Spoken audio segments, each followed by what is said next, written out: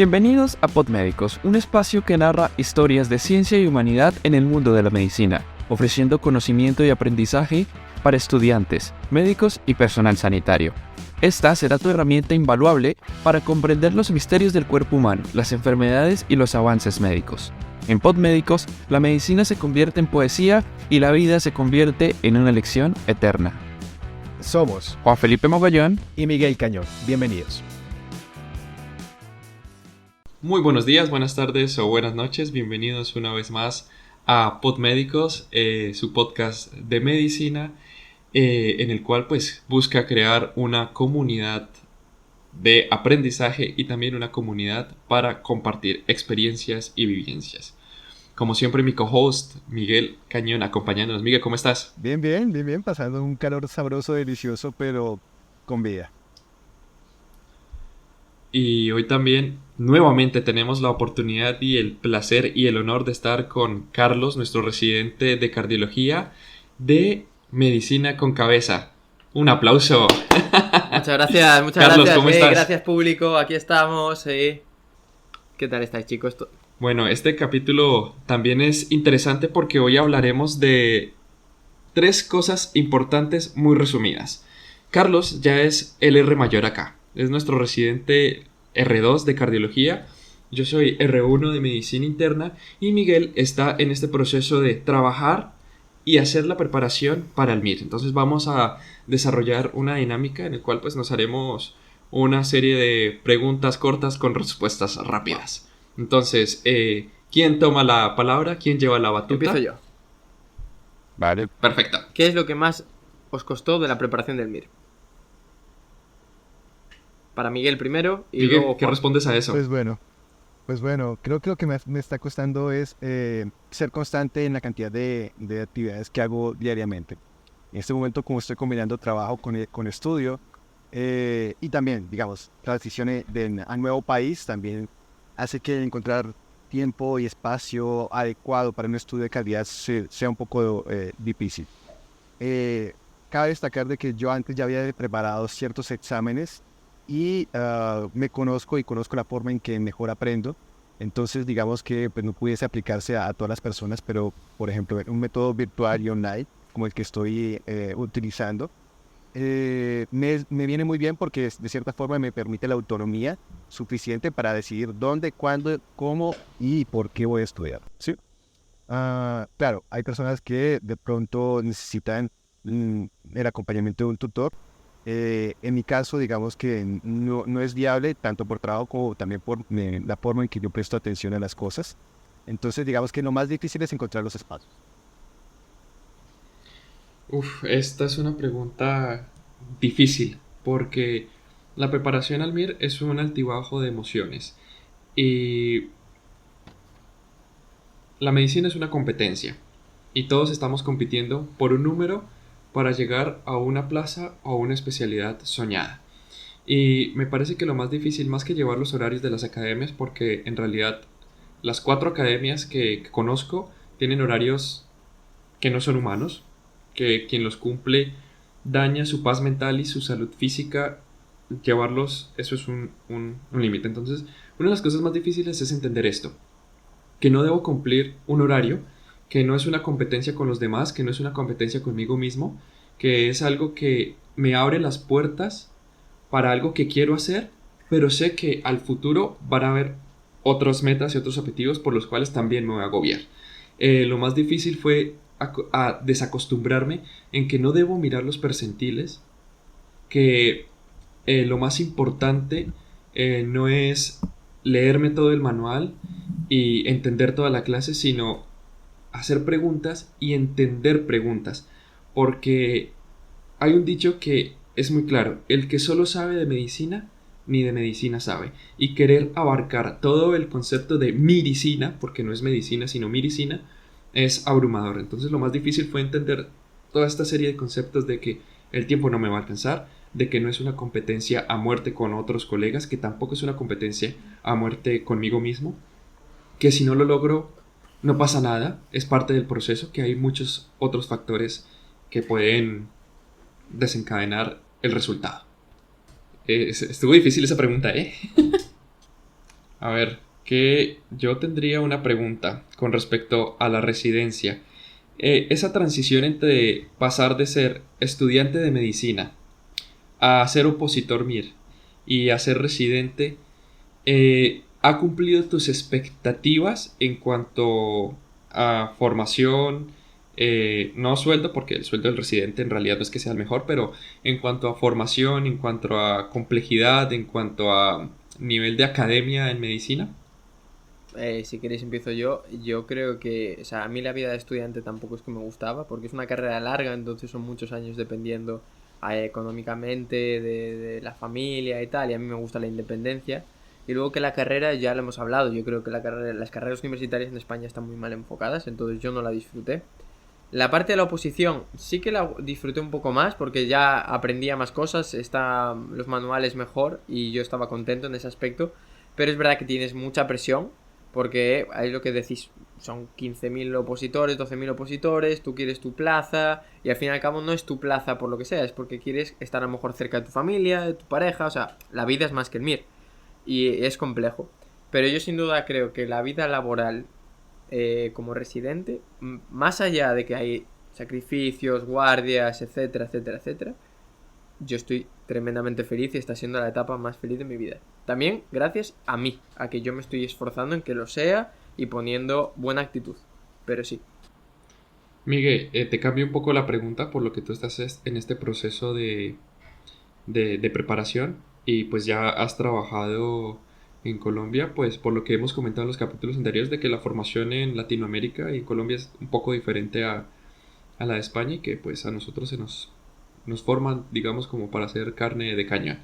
Entonces, esta transición, Miguel, entre ser un trabajador, un obrero de la medicina en Colombia, a ser un trabajador en España y preparar el MIR, ¿en qué ha cambiado tus expectativas o qué ha abierto tu mente o no la ha abierto? Pues bueno, digamos que la gran pregunta con medicina, o digamos, en poder estructurar una carrera de medicina desde las universidades, es que pasa mucho porque son una figura que implica la salud pública, que implica la salud de tu sistema como país. Entonces tú obras y estructuras tus facultades de medicina desde lo legislativo y muchas veces eh, estas leyes ya son o muy anticuadas o pues fueron creadas pensando en otras necesidades que no necesariamente son de eh, prioridad en el día a día. ¿A qué me refiero con eso? Son leyes pensadas desde lo político y no desde los datos. Y eso implica de que los estilos y la forma en que tú empiezas a ver la medicina y ya trabajando, se vuelva más un trabajo casi legislativo que como tal una práctica clínica. Y creo que eso es lo que más me ha costado un poco en cuanto a la transición y es entender cómo todo el conocimiento que venía aplicando lo tengo que traducir, si cupiera allí la palabra traducir, a el lenguaje que ah, que se implementa acá, a pesar de que digamos tengamos el mismo idioma y todo, y tengamos ciertas mismas prácticas y que de cierta forma tengamos similitudes culturales por cuestiones históricas, sigue siendo un poco complejo de cómo se mira desde las facultades que viven acá y que se estructura desde lo legislativo y desde lo político. En ese orden de ideas, digamos que cuesta un poco, da una panorámica mucho más amplia de cómo se puede llegar a ver y cómo se llegará a implementar los sistemas de salud en el mundo, y qué puntos débiles y qué puntos desde la autocrítica puede uno encontrar. Entonces creo que esa transición es lo más duro, saber que a pesar de que soy médico con una cierta experiencia, empezar a otra vez como de cero a aprender un montón de cosas, a traducirlas de un lado al otro y que sean prácticas a la hora de ver a mis pacientes, pues es como lo más difícil. Excelente más uno. Vaya, es que estoy al lado de dos filósofos. Pues yo quería preguntaros si, claro, vosotros, por ejemplo, al venir aquí, la medicina evidentemente es la misma, pero la práctica clínica es diferente. Históricamente, aquí en cardiología se habla mucho de las escuelas latinoamericanas de cardiología porque saben mucha semiología. ¿Vosotros eso lo notáis la diferencia? De que aquí a lo mejor se tira más de pruebas complementarias y allí tenéis que saber más, porque al fin y al cabo no tenéis todas las resonancias ni los tags que hay aquí para todo. Bueno, es una pregunta que me conflictúa mucho porque yo he dicho en varias ocasiones que me sorprende desde cierto punto de vista cómo hacen la práctica clínica en España, porque a veces yo digo, caramba, nosotros en Latinoamérica leemos la medicina que se supone que hacen en España y en algunas cosas en el ala de urgencias es totalmente diferente.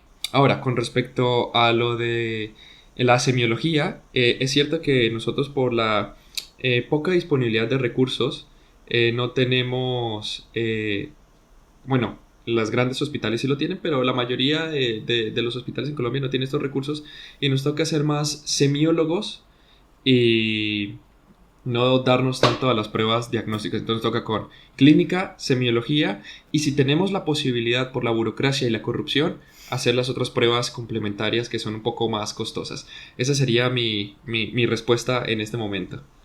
Me pasa mucho de que muchas veces las personas ya conocen ciertos algoritmos o ciertas eh, pruebas complementarias que se deberían hacer en ciertos casos, tanto porque lo vieron en alguna serie de televisión, tanto porque se informaron o simplemente lo googlearon.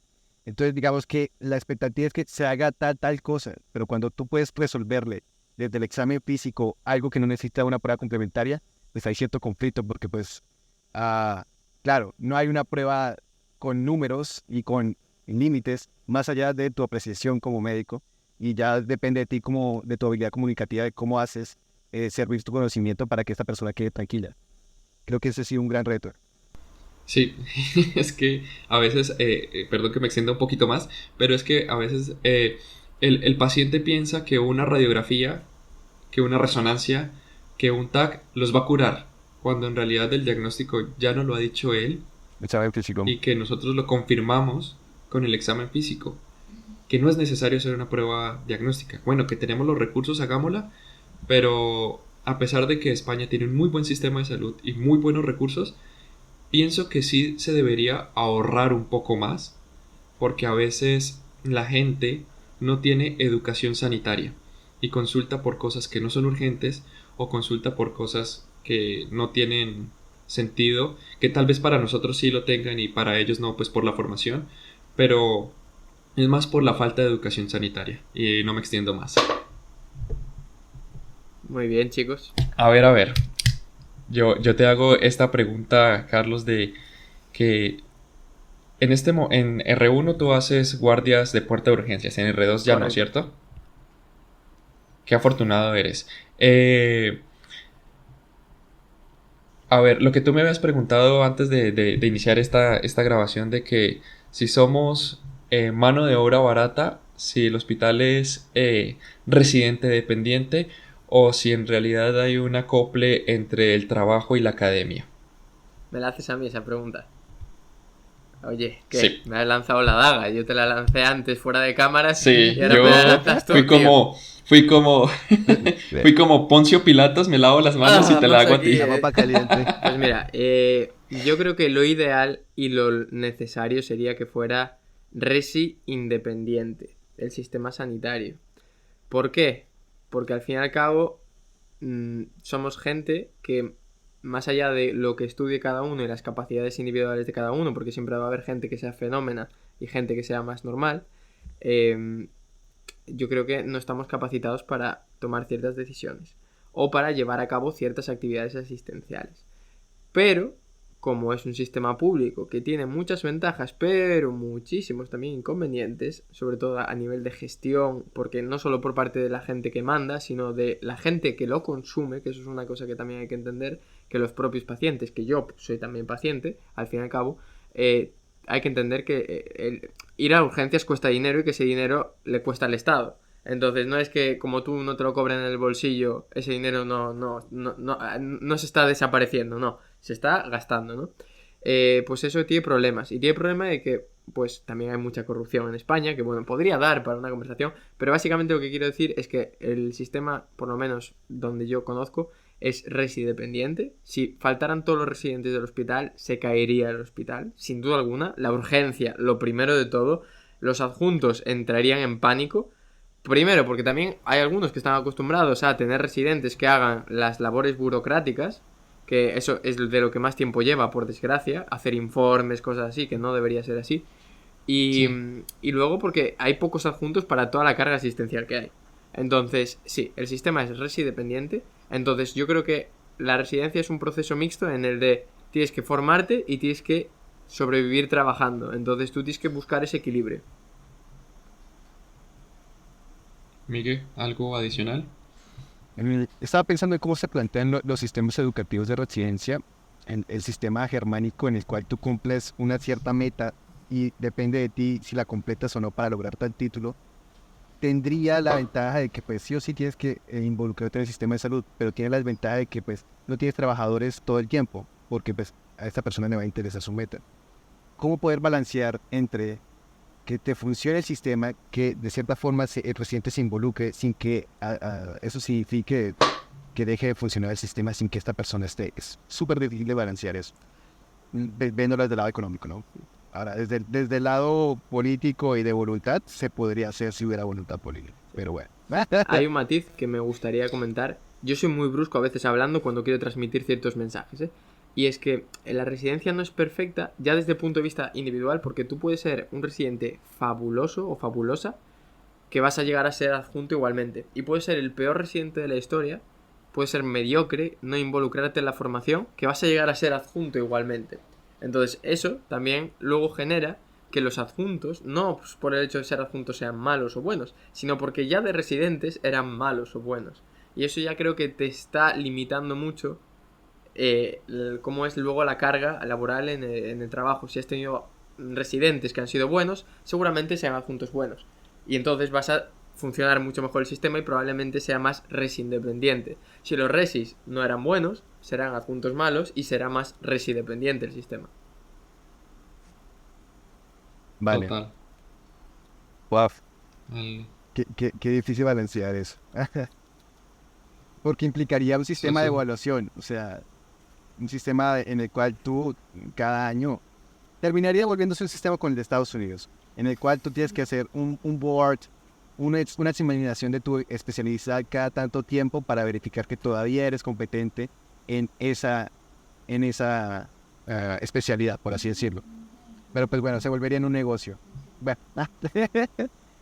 se volvería un negocio, como el mío. Son muchas cosas. El trabajo entre los compañeros siempre es importante en cuanto a que se redistribuye las responsabilidades.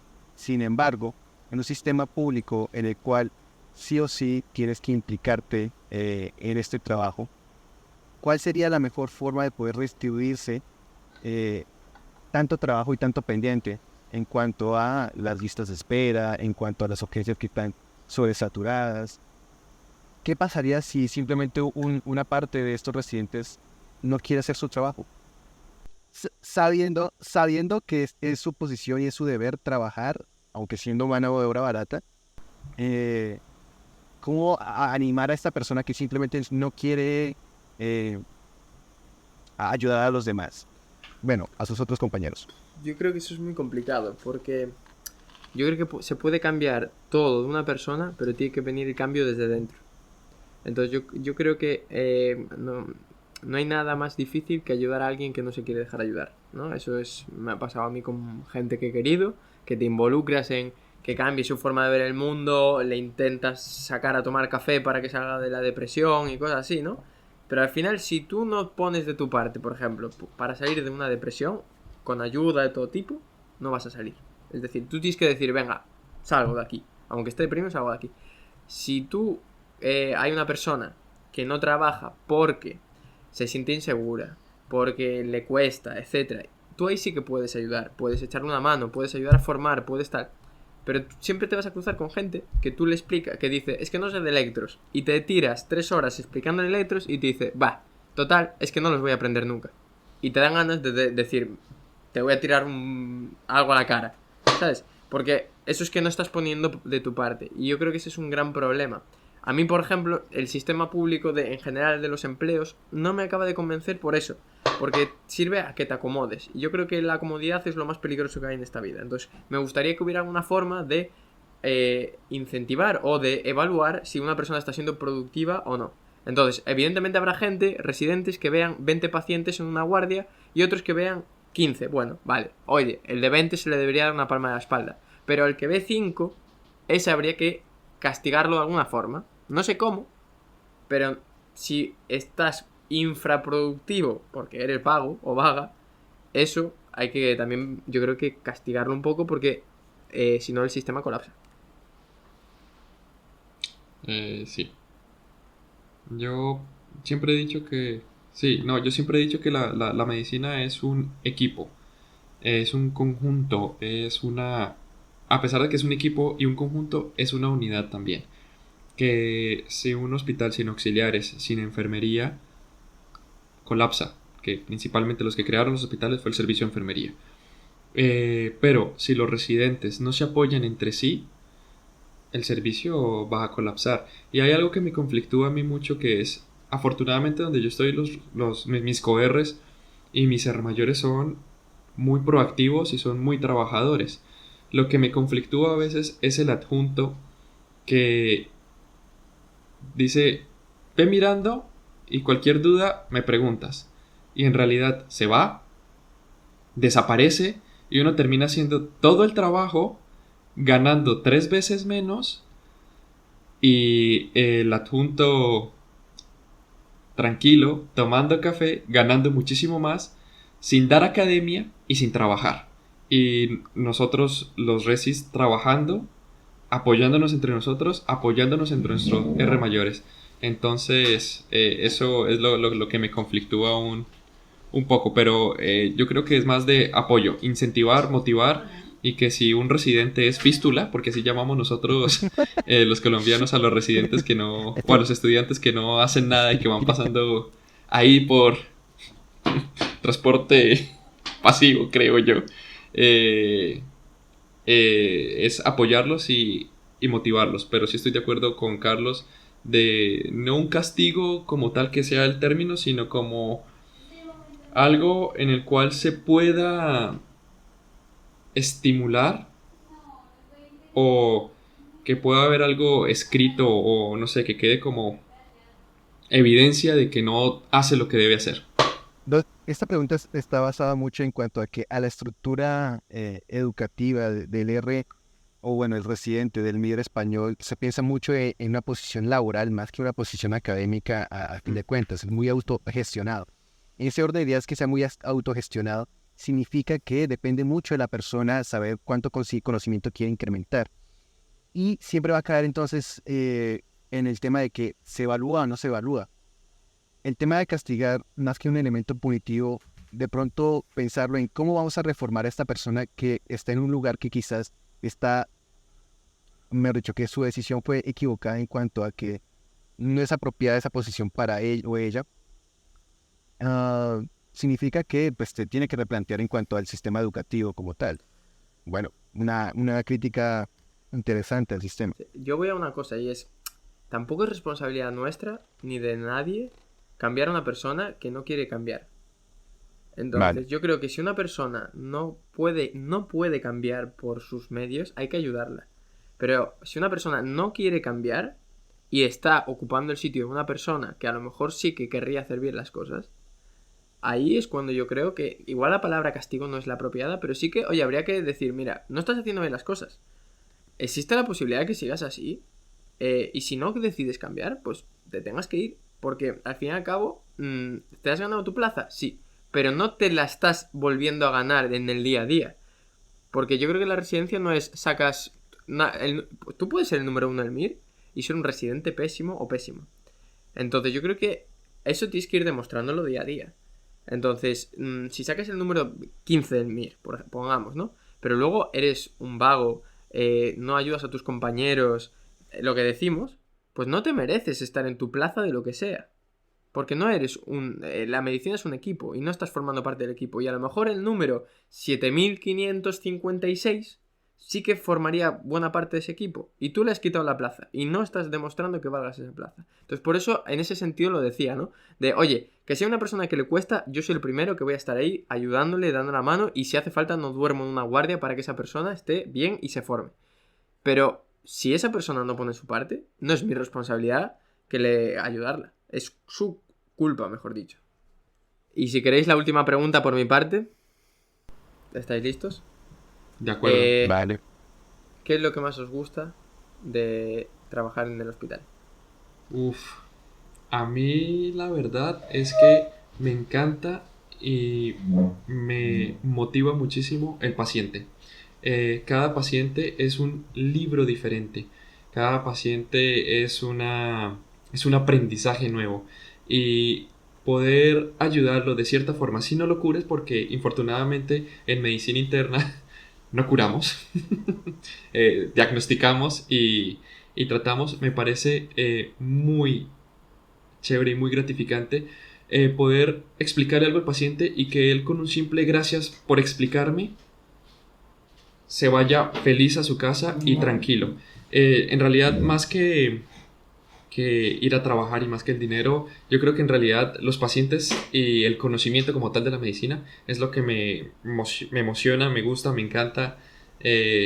Como dice un comediante mexicano, me orgasmea. Ok. Visceral. Sí, sí, sí. Am, a mí lo que más me motiva es la ganancia cualitativa. Ah, Nosotros estamos tan acostumbrados a la medicina basada en la evidencia desde lo cuantitativo que el poder construir saber desde lo cualitativo es muy difícil. Y ese orden de ideas, tener la satisfacción de poder concretizar elementos tan complejos de bioquímica, de bioestadística, de farmacología, de fisiología, en palabras sencillas que alguien lo pueda comprender, alguien inclusive de una cultura diferente a la mía lo pueda comprender, siento que lo logré. Siento que ese es un propósito en el cual estoy cambiando una vida sin hacer un esfuerzo heroico, ni es que, Dios, me lancé de un río y salvé a 3 personas mientras al mismo tiempo... No, pude aterrizar un concepto súper complejo en una frase súper sencilla y esa persona va a estar bien, lo comprendió. Creo que eso es lo que me motiva a seguir siendo médico, independientemente de lo que esté haciendo en mi vida, porque creo que he estado en cosas tan variadas que, pues bueno. Eso es muy psiquiatra de tu parte. Yo pensando en este momento, Carlos todo con su TAPSE, con su PCAP, yo con mis escalas, y tú siendo psiquiatra. Vale. Lo más maravilloso es del contacto humano. Bueno, este capítulo estuvo muy, muy agradable. Fue una conversación más amena, más que una masterclass, más que una, un simposio, un coloquio, un Philip 66. Fue más una conversación entre colegas que les apasiona la medicina y que quieren desde la humildad, como lo dijo Carlos en el anterior capítulo, crear comunidad, crear conciencia y que la medicina no solo sea libros y estar saturados de información, sino que también pueda ser algo divertido mientras haces ejercicio escuchando nuestros podcasts de medicina con cabeza o podmédicos, mientras vas en el bus, mientras estás sacando a tu perro a pasear o gato, si lo sacas a pasear, o si estás conduciendo al hospital o simplemente caminando. Entonces, reiteramos nuestras ganas de crear comunidad. Para nosotros ha sido un placer tenerte acá nuevamente con nosotros y gracias por escucharnos. Gracias, Carlos, por acompañarnos en este capítulo. Ha sido de verdad un placer enorme. Bueno, gracias a vosotros, chicos. Feliz Navidad, aunque estamos en verano. Pero bueno, para mí siempre es un orgullo y un placer conversar con vosotros. Habrá que hacerlo todos los años para que quede de tradición. Y ¡Ey! Podemos hacerlo más seguido. Yo creo que hay que hacerlo cada año. Es que... Esta foto que se está realizando, de verdad, de cómo estamos envejeciendo nosotros, y lo hago en el buen sentido, el buen envejecer. Está genialísimo. Me parece como muy, muy romántico la vaina. Sí. Yo el otro día, de hecho, hice un podcast que tenía ganas, que fue felicitarme a mí mismo, mis 26 años, por todo el esfuerzo que estaba haciendo. Y tiene un poco esa dinámica, ¿no? Al fin y al cabo, esto son cosas que van a quedar ahí, y que dentro, yo qué sé, cuando sea padre, imaginad cuando sea padre, mi hijo tenga 17 años, que tenga cierta conciencia del mundo, que pueda escuchar un podcast de su padre cuando tenía 25 o 26 años y cómo estaba luchando por sus sueños. Yo creo que eso tiene que ser espectacular, ¿sabes? Es como un plan a futuro, que cuando tenga yo 31 años esté haciendo lo que esté haciendo y me escuche a mí con 26 y diga, pues mira cómo pensaba, no sé qué, y creo que eso puede estar guay. Eso está un pensamiento guapísimo, la verdad. No lo había pensado desde ese punto de vista, pero volveré nuevamente a escuchar nuestro primer capítulo de Titulitis y esperaré con ansias estos 2 capítulos que salen con Medicina con Cabeza. Pues bueno, chicos, que tengan una buena tarde. Chao, chao.